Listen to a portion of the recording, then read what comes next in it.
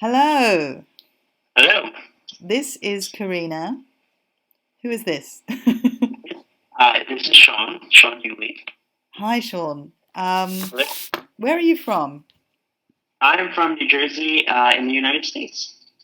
Okay, nice to meet you. I'm from London, England. Um, Oh, I used to be based in China, but now I'm back in England for the summer holidays.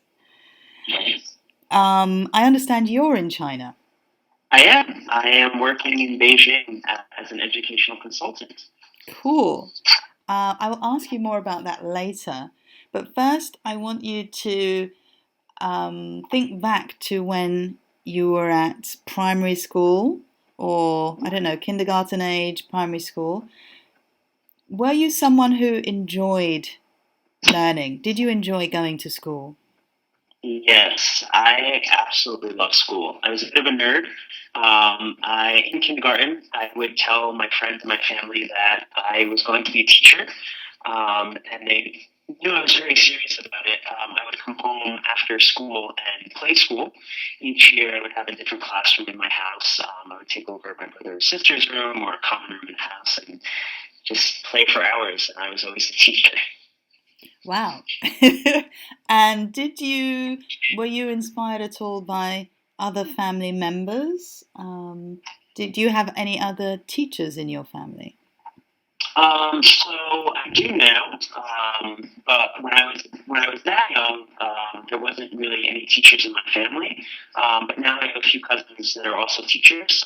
However, they teach much younger students. They teach kindergartners and first graders, and I teach primarily middle schoolers. So I teach the oldest group of kids in the family. Okay, cool. And when you were at school, prior to going to university, did you have any favorite teachers or a favorite teacher? Absolutely. My sixth grade teacher, Mr. Arbato, was by far my favorite teacher, and he really helped solidify for me that I wanted to go into this field of work. He was just a really, really inspiring guy who not only taught content and taught the lessons, but taught about life. He taught us about budgeting and how to balance a checkbook and how to design a house and how to furnish a house and how to stay on budget and how to work the stock market and just really, really progressive things compared to teachers that I had before him. Wow. And did you apply what he taught you? Did you make your millions on the stock market? I definitely did start investing very early. My first investments were early in high school, um, and I would often, talk to my parents about what they should invest in, or tell them what I was investing in, or what I had a good feeling about. So, yes, he did inspire me to get involved in the market. Cool. Wow. um, and so I guess, yeah, he must have inspired you and also your other positive learning experiences to become a teacher. Can you tell us a bit about that? I mean, about your training. How did you become a teacher? Sure. So I went to Rutgers, the State University of New Jersey, and I originally wanted to be a high school biology teacher. And there were some scheduling conflicts early on in college, and I decided instead of doing biology, I decided to focus on psychology instead, which was really, really useful for education and working with children. And then my junior year, I applied to the graduate program at the Graduate School of Education, also at Rutgers. I was accepted. And at the end of my junior year, I started taking classes for my master's, and it was a 1 year extra. So after I graduated with my bachelor's in psychology, one additional year, I got my master's education in elementary ed with a specialization in science and social studies in the middle school. Wow, so you actually did your bachelor's and master's back to back? Yes, yes, I stayed in school because I knew if I left school, I probably wouldn't go back. Well, congratulations. Well done. Thank And you. where did you And can you tell us a little bit about, after graduation, finally, Sure. and your, teaching experience, your first teaching experiences? Sure. So I did my student teaching in my final year in the district called Bridgewater, where I taught seventh grade social studies, and it was a split placement. So I did 10 weeks of seventh grade social studies and then 6 weeks of kindergarten. So that was my first time actually in the classroom, kind of in charge, lesson planning, and doing the day-to-day teaching. And then after that, I stayed on at Bridgewater as a substitute teacher. And then the following September, I got my first classroom social studies, sixth grade, in a small district in North Jersey known as Norwood. And I taught world history, which was Mesopotamia through the Crusades. So that was really, really awesome. It's something that I hadn't really taught before. Most of my focus was in American history.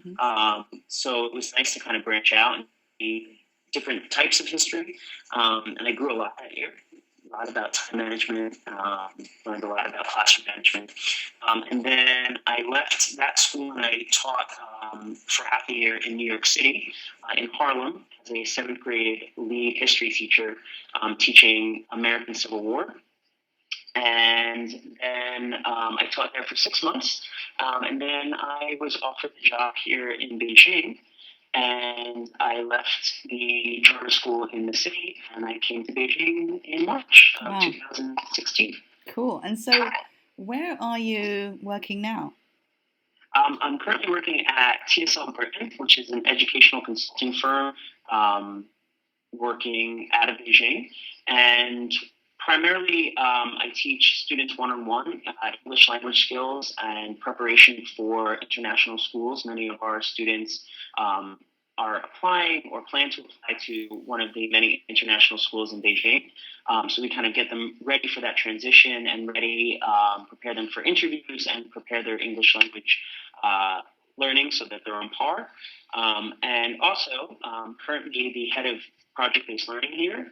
And I run a daily, either one or two classes, depending on the schedule, of PBL every day. Oh, PBL, that sounds interesting. What's PBL, and can you tell us about your last PBL project? Sure. So PBL stands for Project-Based Learning. It's something that is very big in Europe and the United States, but it's not really here in China yet. It's where students are given normally a problem, and it could be a problem such as global warming, something very large, or it could be something small, like how to design a house. And they learn rather than being lectured at the teacher or reading a textbook. They learn through research and they really figure out a solution and they come up with a product as evidence of the solution based on their research and based on what they know. So it's really student-centered. It allows students to kind of take it as far as they want to. We've had students create tremendous products, such as our most recent one was their problem was a TV studio had an open time slot and they were looking for a new game show. And the students decided to create a cooking competition show that revolved around ice cream. So there were two teams, and both teams were given an assortment of ingredients, and they had about an hour's time to create the best tasting ice cream and the best looking ice cream. We had 3 judges, and they got to show off their cooking skills and also their kind of video editing skills, because we did wind up making a video to kind of pitch this to the TV studio. And it was really, really, really cool. They chose the music, they chose the camera angles that they wanted, and they made a 15-minute pilot, essentially. And it was really, really awesome. Wow. I can see that the students probably acquired and practiced many different skills during that project. Absolutely. So, and what was the winning ice cream? winning ice cream, which surprised me because when I saw them making, I was like, oh boy, that's going to taste interesting. It was, but it was actually really, really good. It was banana Oreo chocolate ice cream Oh. with sour Pop Rocks and gummy blueberries. But somehow it worked. Okay. Sounds delicious. Yes. And finally, you've done already so much in your teaching career. What are your plans for the future? Do you have any big plans, or are you happy, developing your PBL projects? Yeah, so I always said I never really wanted to go into administration because it would take me out of the classroom, and that's something that I would never want to leave. But now being in a position of head of PBL, where I'm actually overseeing other teachers and helping them develop their craft, PBL, I'm really, really enjoying it. But I think I'm also enjoying it because I'm staying in the classroom as well. So the bigger picture for me, what I see it now is going back to the United States and trying to find a position where I could do something similar to what I'm doing now, where I could be bringing a new project like PBL to a district and kind of facilitating it, overseeing it, and supporting teachers, but also staying in the class as well and teaching. That's the most important thing to me. It's what brings me the most joy in teaching. It's what gives me purpose for teaching. So if I could find a job that's a hybrid of managing teachers and supporting teachers and helping teachers with their teaching, but also staying a teacher as well, keeping me grounded in the classroom, I think that's where I want to end up. Yeah, that sounds like the ideal situation. I think that when you do, when you go to university and when you do something like a master's, you get into the academic side, and some people get pulled towards that, and then others prefer to stay in the classroom. And I definitely agree that if it's possible to do both, that would be ideal. So I wish you luck. I hope you are able to find the ideal position for you. And you certainly have a lot of experience and skills, and I'm sure you'll be able to find something great in the future. I hope. Well, thank you very much. Thank you. And yeah, thank you for sharing your story. Do you have anything else you want to share? No, I think I covered it all. Yes.